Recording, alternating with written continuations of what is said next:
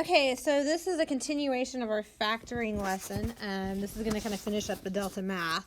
So we're going to talk about factoring trinomials. That's when you have three terms and some of the techniques we've learned. We're also going to talk about factoring four-term polynomials using a technique called grouping.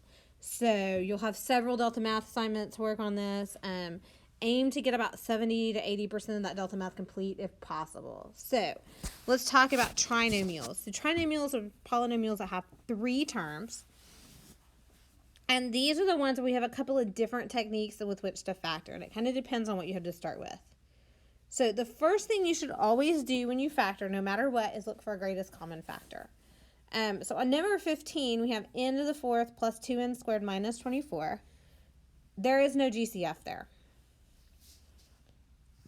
So we're going to move on to the next phase of the operations, which is where we're going to split it apart into two parentheses using what we call trial and error. We're going to try to find the right combination.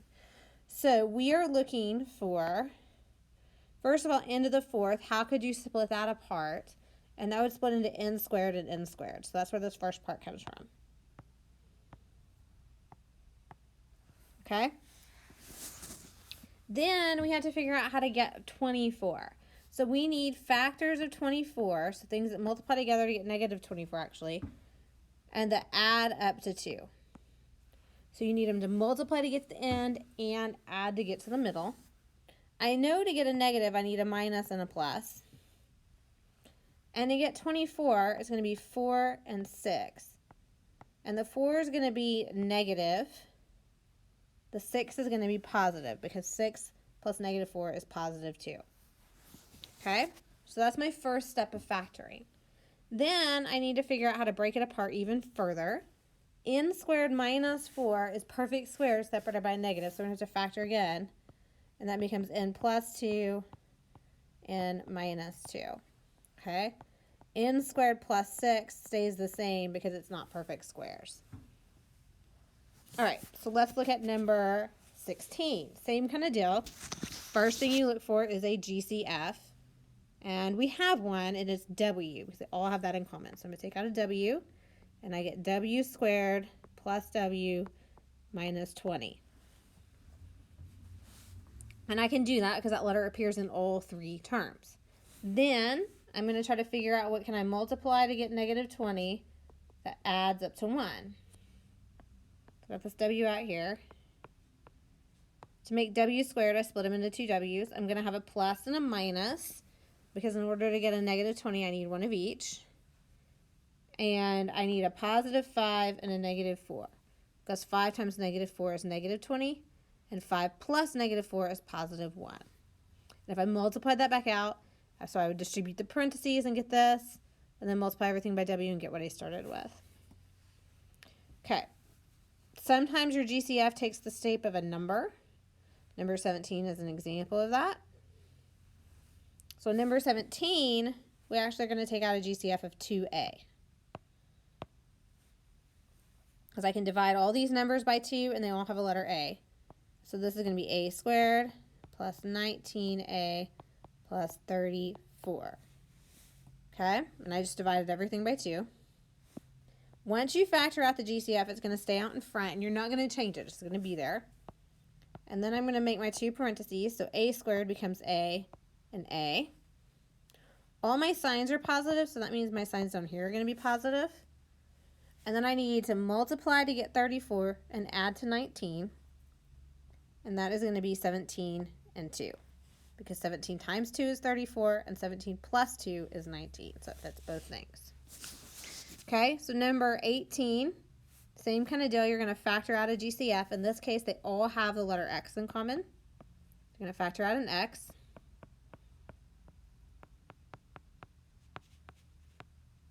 So I get x to the fourth minus 24x squared minus 25. Okay, then I'm going to start breaking this down. So to get x to the fourth, I need x squared and x squared. And I need factors of 25 that add up to negative 24. Since this is negative, I know I'm going to need a plus and a minus. And to get 25, I can do 5 times 5, but that doesn't add up to 24 at all. Or I also have 25 and 1.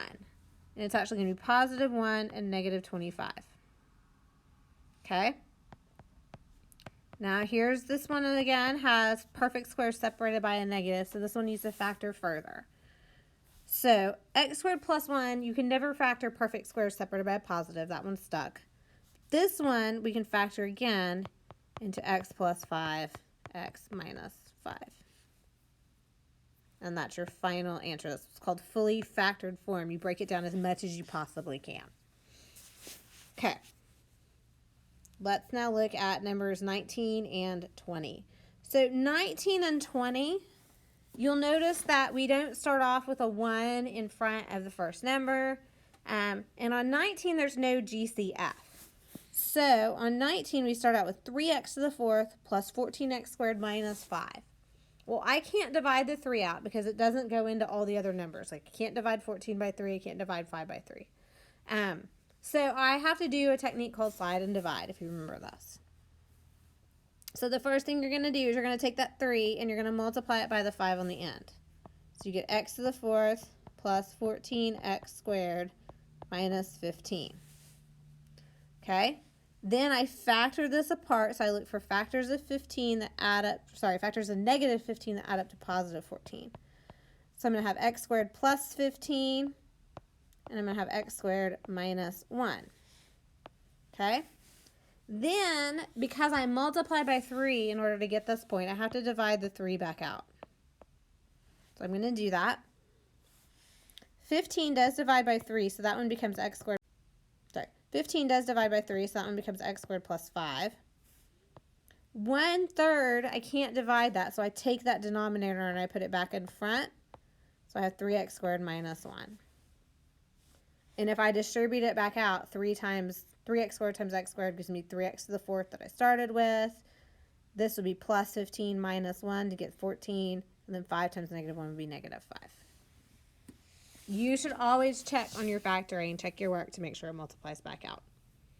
Okay, let's look at the last problem in this set, which is number 20. Again, we have a number in front of our first variable. We have a 9 there. So we have 9m to the fourth minus 12m squared plus 4. I cannot divide out the 9 because it's not a GCF. It doesn't go into everything. So I'm going to have to slide and divide. So first of all, I'm going to multiply 9 times 4, and I'm going to get m to the fourth minus 12m squared plus 36. You always take the first number and multiply it by the last. Then I'm going to look for factors of 36 that add up to negative 12. M to the fourth becomes m squared and m squared. For 36, I'm going to need a minus and a minus because two negatives multiply to get a positive. And to get 12, I need 6 and 6. So 6 times 6 is 36, and then negative 6 plus negative 6 is negative 12. Okay? So now I have to divide back out my 9. So I'm going to put those numbers over 9. Okay, this time I can't divide, but I can simplify my fraction. So m squared minus 2/3 is what this becomes, because 6 over 9 becomes 2 over 3. And then I'm going to do the same thing here.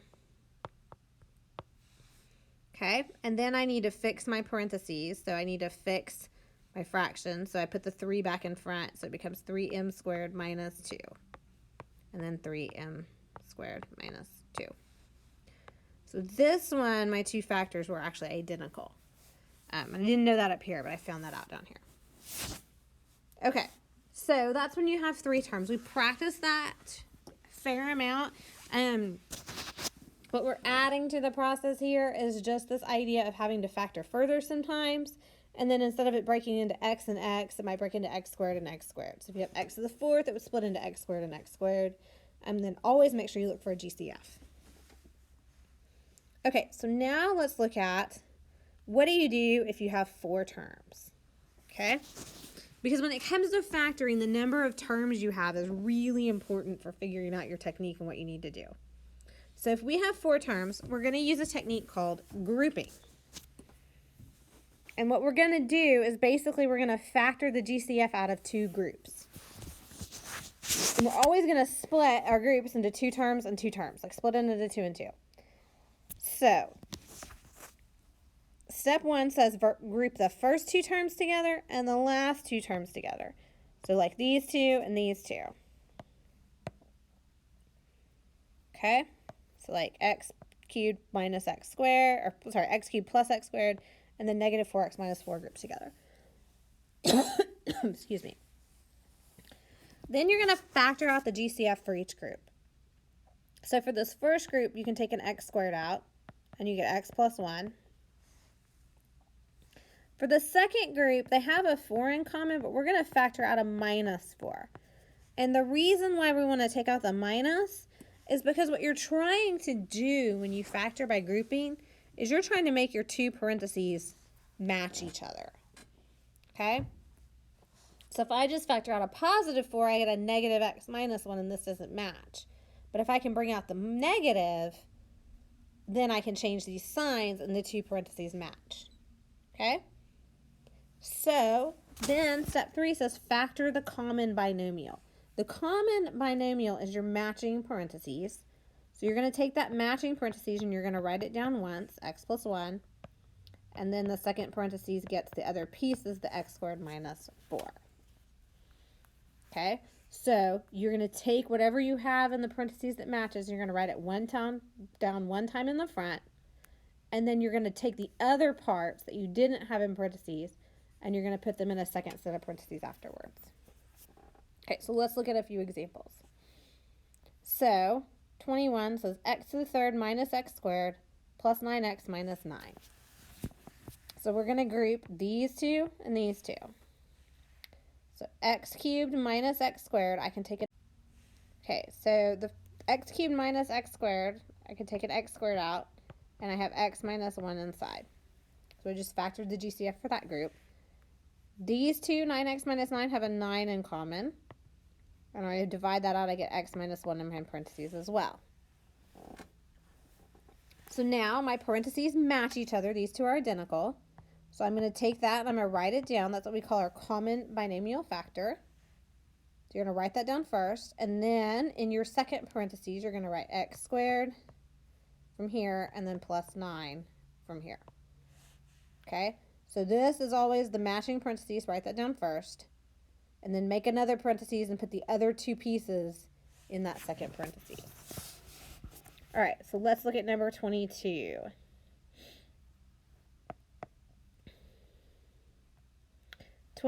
Says k to the third plus 5k squared minus k minus 5. So the first group, we're going to take out k squared because they have that in common. And I have k plus 5 that goes in the parentheses. The second group kind of looks like they don't have anything in common, but they actually have a negative, so we can actually take out a negative 1. And the reason why we want to take out the negative 1 is because when I do that, I end up with a positive k in parentheses plus 5. Because if I multiply it back out, negative 1 times k would be negative k. Negative 1 times 5 would be negative 5. Now, because I moved that negative out, I have matching parentheses. So I'm going to write k plus 5 out in front. That's my matching parentheses. And then I'm going to set another parentheses and write k squared minus 1 in that second one. Okay? Again, when you're factoring, always make sure that you got it factored fully. Can you take it apart any further? Well, in this case, k squared minus 1 is a difference of squares. It's perfect squares separated by a minus, so we can factor again. So you're going to have k plus 5. And then this is going to break down into k plus 1, k minus 1. If you can factor further, it's almost always difference of squares that will happen, so just look for that. Okay, couple more problems to go through. All right, number 23. Again, this is one that we're going to factor. It's got 4 terms, so we're going to factor by grouping. Always group 2 and 2, the first 2 and the last 2. Okay? If you want, you can rearrange the terms. They're always written in standard form. You can move them around if you want, if it helps your grouping. I usually don't. I try not to do that, but you can. Okay, so the first 2 and the last 2. These have a v squared in common. So you're going to bring the v squared out, and you get 4v minus 5. Then in this one, this is interesting because it has negative 16v plus 20. So if I factor out a positive 4, I get a negative in here and a positive here, and it doesn't match this parentheses. But if I bring out a minus 4, negative 16 divided by negative 4 is 4, the v. 20 divided by negative 4 is negative 5. And that matches my first parentheses. So then what I did is I wrote my common binomial down. This is my matching parentheses, 4v minus 5. And then I put v squared minus 4 in the other parentheses. Then I have a difference of squares, so I'm going to take that part and factor it further, and I get v plus 2, v minus 2 for that. Okay, so you should always check and make sure, can I factor again? All right, last one. 2x to the 5th minus 18x to the 4th plus 7x minus 63. So look at the first group. 2x to the 5th minus 18x to the 4th. What do they have in common? Well, they're both even, so I can divide them by 2. And then for the variables, you're going to take out x to the 4th. So it's your smallest exponent. So 2x to the 5th divided by 2x to the 4th would become just x. Because basically 2 divided by 2 is 1. And I'm going to take 4 away from that. 18 divided by 2 becomes 9. So I've got 2x to the 4th, parentheses x minus 9. Now let's look at the second group. I'm going to keep a plus sign. Anytime this is positive, you're going to probably have a plus here. 7x minus 63. So 7 and 63 can both be divided by 7. 7x divided by 7 is just x. 63 divided by 7, that becomes a minus 9. Okay? Now I have matching parentheses, which I want. So I'm going to write that down. That's x minus 9. And then 2x to the 4th plus 7 are going to go in the second set of parentheses. And because these are not perfect squares separated by a minus, like x to the 4th isn't, but 2 and 7 are, I cannot break this down any further. This one is just x to the first power, so it can't possibly get any smaller, so I know I am finished. Okay, so factoring practice. Page 3 has just some examples and a guideline of how to look at different types of factoring problems. The way you're going to look at these is you have to figure out how many terms you have. If you have 2 terms, so if you're given 2 terms, you're going to look at difference of squares, sum of cubes, or difference of cubes. If it's 3 terms, it's trinomials, you're going to say is a equal to 1 or is a greater than 1. If it's 4 terms, you're going to use the grouping method. So the way you factor depends on how many terms you have.